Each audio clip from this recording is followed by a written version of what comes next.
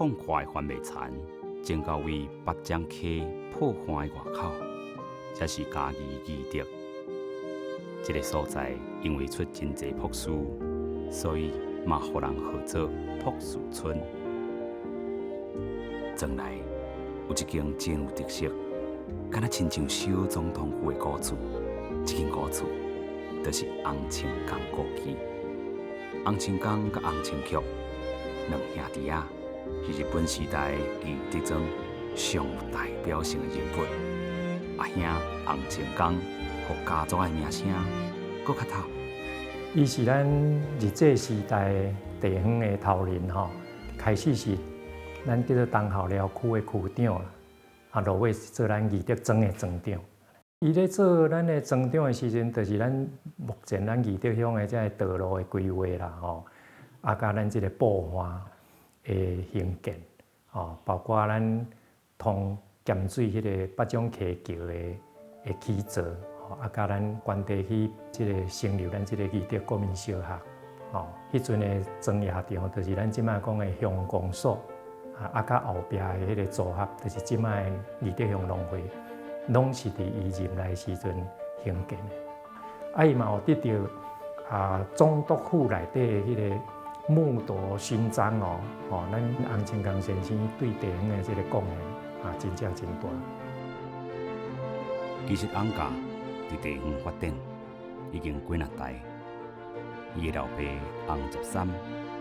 为着因两兄弟卖要百家的土地来合建材，搬来遮。起新厝，洪氏先祖来到台湾，就差不多拢伫即个库里啊，遮咧治理啊，吼。咱即个厝底迄阵，咱是请日本建筑技师帮咱设计。咱洋楼的风格会当讲是，较广义来讲，就是英国维多利亚时期的殖民式的砖造风格啦，吼。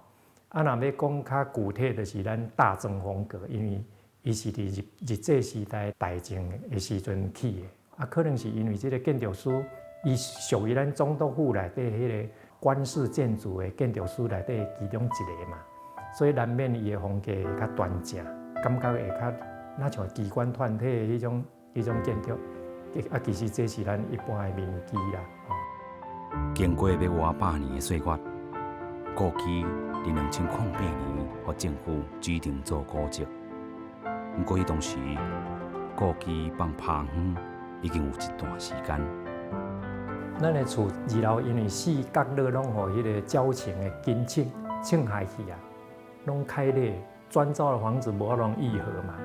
所以伊就规个二楼拢拆落来，搁重新起。啊，日本时代台湾庄伊的高度甲伊的长度吼，差拢比咱即卖台湾庄加要甲1公分啦。啊，若用新庄啊落贴的时阵，伊个鼓风的棚对袂好，曾经也有想讲，啊无咱请人来特别来甲咱烧即个庄啊，但是迄个单价太悬，